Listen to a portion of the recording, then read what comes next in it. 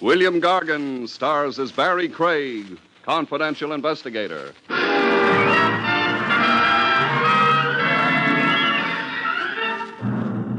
A squabbling couple can always bury their differences. The question is, which of them doesn't mind underground shelter?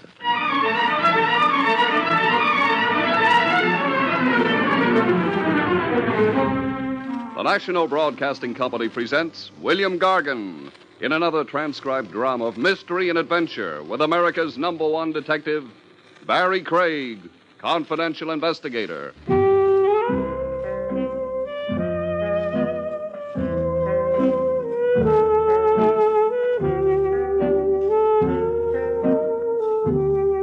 Barry Craig speaking. Marriages may be made in heaven, but they sometimes can end in the city morgue. I know one that did. Almost, that is. A bridegroom the lucky wife loved so passionately, she kept trying to exterminate him. The pigeon's name was one to remember, Killer Bess, an ex-pugilist billed as the perfect specimen.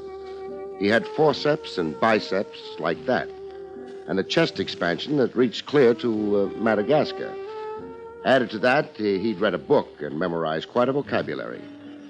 I first met him in his hour of agony in the Cabana Adora, Eats Table d'Hote, where girls in short skirts and long stockings sold you cigarettes at $5 a pack. I was there with Trav Rogers celebrating his birthday. Even lieutenants of homicide have birthdays, if they live to see it, that is. Trav was living. The only immediate threat to his future was the steak he was wolfing. This food is all right. Tell me that again, Trav, when you see the check.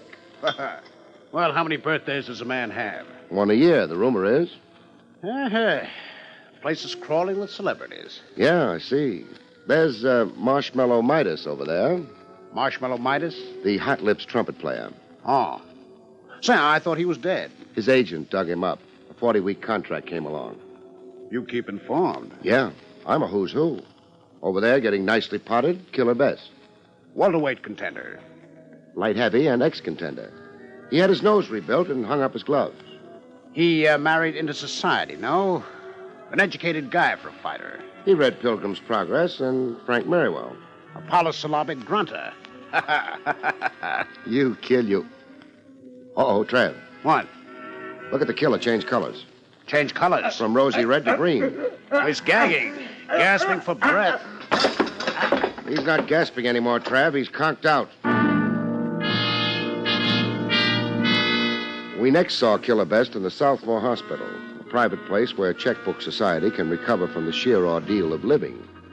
The killer was no longer green in the face. He was blue. I let Trav Rogers hold bedside hands with him. I only listened. You were poisoned, Killer. Poisoned? But that's... Not only possible, but a proven fact. I had the sedimentation in your glass sent to chemical analysis. Somebody loaded your drink. But then if it was poison, why am I alive now, talking to you? An excellent question. I've asked it, too. There are a couple of likely theories on that. One, you have a certain immunity to a poison of this type, or two, you hadn't taken enough of it to be fatal. I've got an awful stomachache. Oh, you imagine it. Your stomach's empty. It's been pumped here in the hospital while you were unconscious. When can I get up? When you can stand without falling down. Who did it? I don't know. Who are your enemies? No more, please. I've been pumped enough for one day. You don't want the police involved, hmm? Now that you ask me, no. You fellas are too public. I don't want to be a public problem like highway repairs and sanitation. No thanks. Then, might I suggest somebody confidential? Who? His right hand. Barry, make your sale. Barry Craig, killer, confidential investigator. I've got blue eyes, and I'm kind to dumb animals. Not that I like to ambulance chase, but I'm all worn out looking for hen's teeth. You mean clients are scarce? You've read my diary, and I read your value on the hoof. Meaning I've got money. Meaning I haven't got money. You're hired on condition that you keep wisecracking. And that I find out why you're marked for extinction? Yeah, that too. Your friend here, the lieutenant... Trav Rogers of Homicide. Send him away and then notify my wife for me. Mona Best, Lawrence 6, 4000. What will I tell her? that circumstances make it impossible for me to be home for dinner. I called the wife as requested to reassure her about the love of her life, perfect specimen, Killer Bess. Her more killed than killer husband. But Mona Bess didn't need reassurance. A funeral would have delighted her. Hello? Mona Bess? Yes, this is Mona Best. This is Barry Craig. Should I know the name? I've had skywriters advertising it. I'm a detective. I've reported no robberies this month. We've got a comic routine going. I've got serious news, lady. I despise serious news. Do you love your husband? That is a leading question, Mr. Craig. Meaning you don't. I'm ambivalent. Too big a word for me. I love him and I loathe him. Which half of you is operating right now? The worst half. Then the bad news I've got will be good news to you. He's been arrested for public drunkenness. He's been hospitalized for public collapse. He was poisoned at the Cabana Adora. You want to console him, he's in room 602 in the Southmore Hospital, Midtown. Thank you for the invitation. But you won't come. I haven't time. I'm due for a pedicure. Besides, I haven't the inclination. Please give the fallen gladiator my anxious wish for his speedy demise. Some marriages can really be colorful. Back at the bedside, the killer showed a sense of humor. She told you to throw dirt in my face. Bury me deep. She's bashful about her love. It embarrasses her. Her hard-hearted talk is a cover-up. You've got good sense, Craig. Have I? Mona is soft as mush. The surface is only a shell. I'm the love of her life, but, as you say, she covers it. She talks tough through her martinis. It's the ancient female device. Keep the man guessing a little. Never let him take you for granted. I've heard of husbands kidding themselves like that, but we're avoiding the gruesome. Who tried to kill you? I wish I could tell you. For a starter, name me personal enemies with strong motives against you. No. No, meaning there aren't any? There are some. What man doesn't make enemies? So? I don't want to slander people, make hysterical guesses about who hates me enough to want to murder me. You find out for me on your own. Don't even keep me posted. Just tell me the climax when you come to it. Until then, I want peace of mind. I want to drink with a friend without analyzing the contents of the glass. Dig into my life, Craig. Do your worst and best. Now, help me stand up and get dressed, please. The antiseptic smell around here is getting me sick.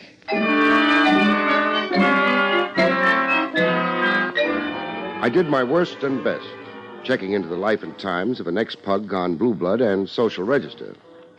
At headquarters, Trav Rogers had as many facts for me as I could digest.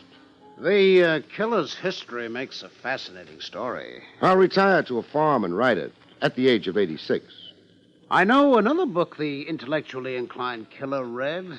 This is besides Pilgrim's Progress and Frank Merriwell? The author, Somerset Maugham, a book titled Of Human Bondage. Do we have to go through with this aside? Oh, a learned note here and there. It adds a fillip to the ordinary crime puzzles. Okay, get it said. There is a passage in Of Human Bondage that likens life to a Persian rug. In your living, you weave a rug. Your experiences are threads to the rug.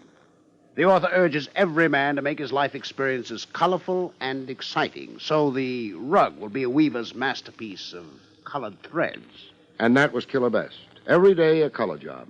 He's fought, laughed, brawled, wandered, loved, married, divorced, remarried. Like him or dislike him, he's at least annihilated monotony. Now some monotonous Mo wants to annihilate him. Who is the Mo, Trav? I'll give you a rundown. You can make your own choice of suspect. Ex-wives with mutilated hearts and broken egos? The killer has 3. All capable of the ultimate crime against an erstwhile spouse who loved and decamped. Men about town organized into a Let's Kill the Killer club? There are a few of those. Killer Best has been the snake in many a man's garden. A constitutional homewrecker. I'll pass over a legion of waiters and taxi drivers whose jaws were damaged in early A.M. rhubarbs with Killer Best. I'll also pass over some 50 litigants who have sued Killer Best for every civil offense in Blackstone.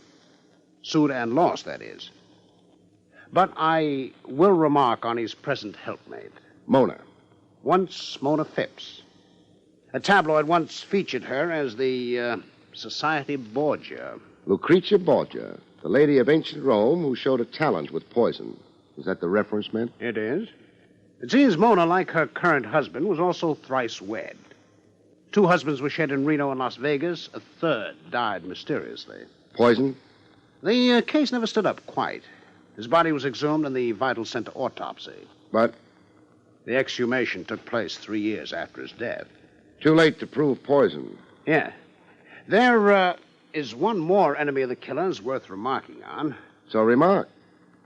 A lad named Polonius. Remember him?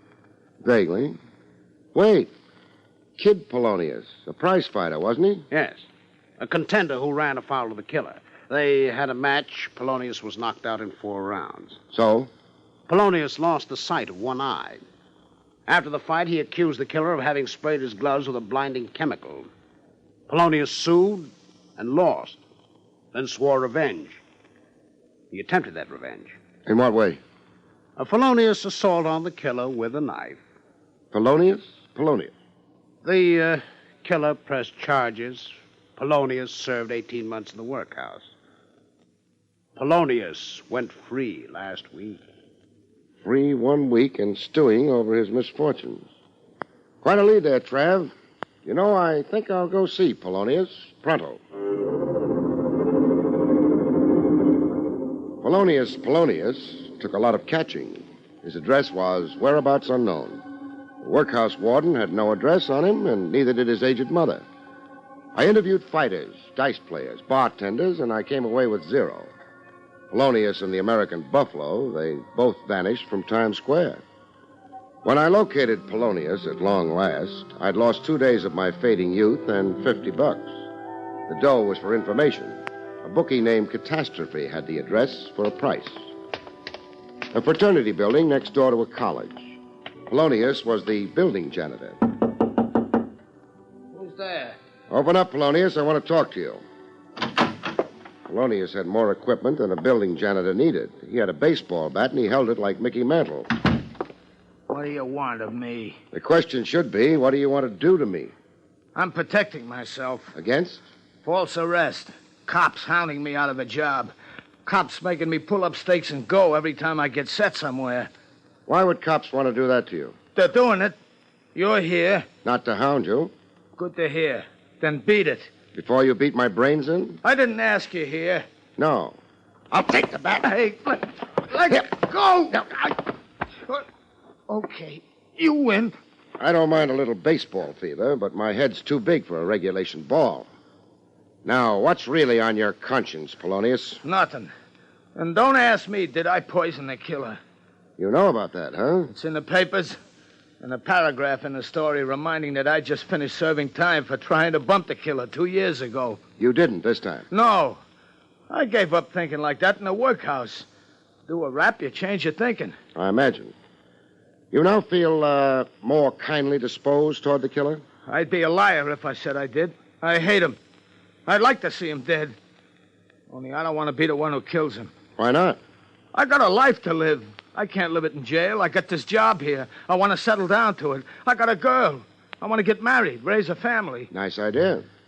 But I won't be able to with somebody out to knock the killer off. He'll get it next time, and I'll be the goat. I'm a dog with a bad name now. They'll blame me. They'll blame me.